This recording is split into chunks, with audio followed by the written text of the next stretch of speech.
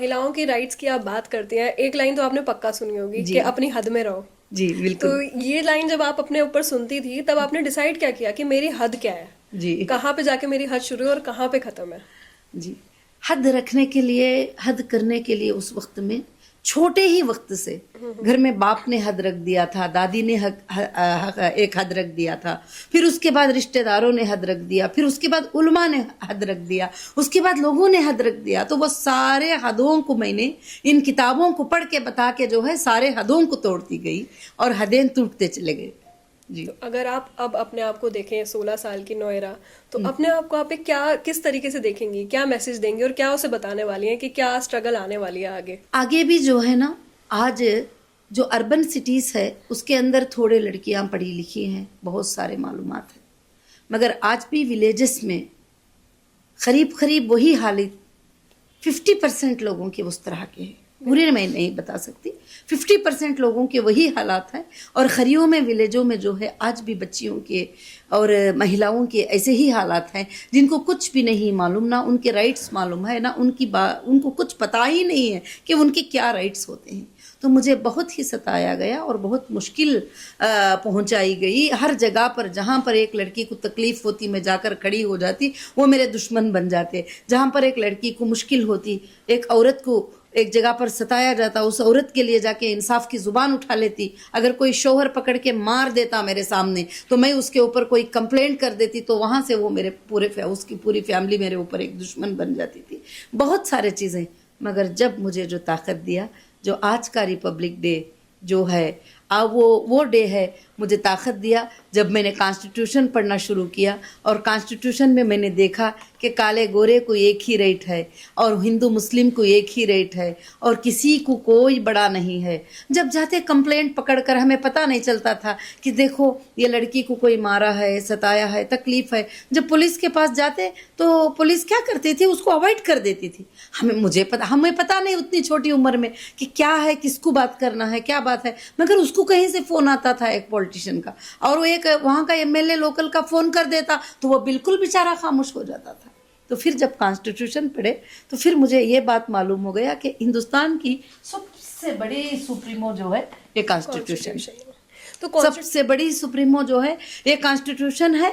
और इसमें लिखा गया है इस किताब के अंदर कि सारे भी ब्रदर अम्बेडकर ने, जैसे 1947 में हमको आज़ादी मिल गई, तो 1947, 1948, 1949 और 1950 तक के लिए जो है ये कॉन्स्टिट्यूशन की तैयारी हुई। और इस कमेटी में मुसलमान भी बैठे, इस कमेटी में हिंदू भी बैठे, इस कमेटी में सारे लोग बैठकर इसको फैसला किए और सारे राइट जो है रिपब्लिक डे, डेमोक्रेटिक कंट्री और रिपब्लिक डे और इंसान के हुकूक, हर इंसान को प्रोटेक्ट करता है कॉन्स्टिट्यूशन।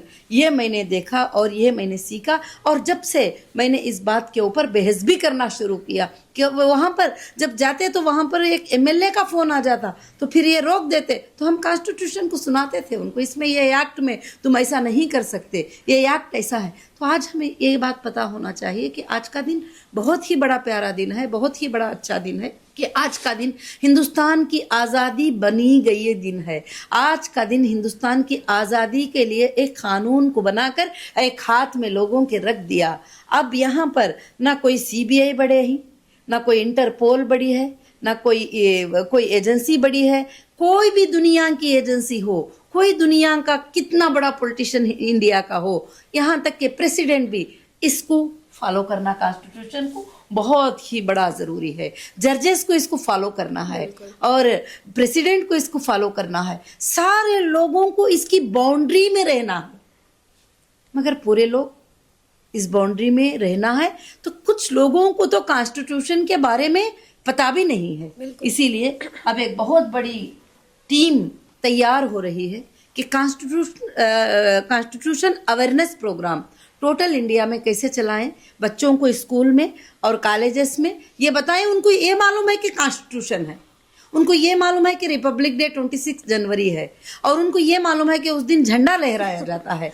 और मगर तुम किसी भी नेता को जाकर पूछ लो कि कॉन्स्टिट्यूशन में क्या लिखा हुआ है, वो उनको नहीं पता। बिल्कुल। अगर पढ़ लें, अमल कर लें, तो इससे बेहतर कुछ नहीं है। सबके लिए इंसाफ, सबके लिए अच्छा। और कोर्ट को भी इसमें क्या लिखा है कि दोनों तरफ से भी सुनना जरूरी है, बिल्कुल दोनों तरफ से भी सुनना जरूरी है।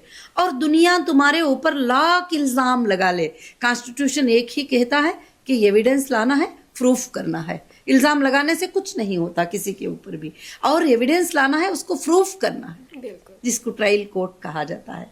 और ट्रायल कोर्ट क्या है? कॉन्स्टिट्यूशन में लिखा है। हाई कोर्ट क्या है? कॉन्स्टिट्यूशन में लिखा है। सुप्रीम कोर्ट को क्या करना है? कॉन्स्टिट्यूशन में लिखा है। किसके क्या राइट्स हैं, किसके क्या हुदूद है, सबको लिखा है। मगर कॉमन मैन को सबसे ज्यादा पावर दिया कि कॉमन मैन सबसे फाइट कर सकता है। किसको लेकर कर सकता है? कॉन्स्टिट्यूशन जी, सबको लेकर, सब पे फाइट कर सकता है। कॉन्स्टिट्यूशन को लेके फाइट कर सकता है कि कॉन्स्टिट्यूशन में ऐसे लिखा है, तो सबके सर झुक जाते हैं वहां पे। फिर उसके बाद कोई बात आगे नहीं आती। अगर कॉन्स्टिट्यूशन नहीं तो कुछ भी नहीं। हाँ, काफी बिल पास हुए, मगर लोगों के अच्छाई के लिए पास हुए। अब जैसे महिलाओं की बिल पास हुई, 33% रिजर्वेशन बिल पास हुई। अब इसको इम्प्लीमेंट कौन करना है? महिलाएं करना है, महिलाएं आगे आना है, हिस्सा लेना है। अभी आपको भी पता होगा कि अब काफी लड़कियां, यंग लड़कियां भी जो है पॉलिटिक्स में आ रहे हैं, और लोकसभा में आ रहे हैं, राज्यसभा में आ रहे हैं, और हर जगह पर जो है लड़कियों को जो है काफी एक ये हो जाती है। तो इस तरह से इसमें मर्द औरत को एक हुकूक है, काले गोरे को बराबरी का हुकूक है, किसी को ना ज्यादती है, किसी को ना कमी है। मियाँ बीवी के हुकूक भी, दोनों के भी जो है, कोई भी ये नहीं है, सब एक है कॉन्स्टिट्यूशन में। तो कॉन्स्टिट्यूशन सबसे ज्यादा बेहतर है।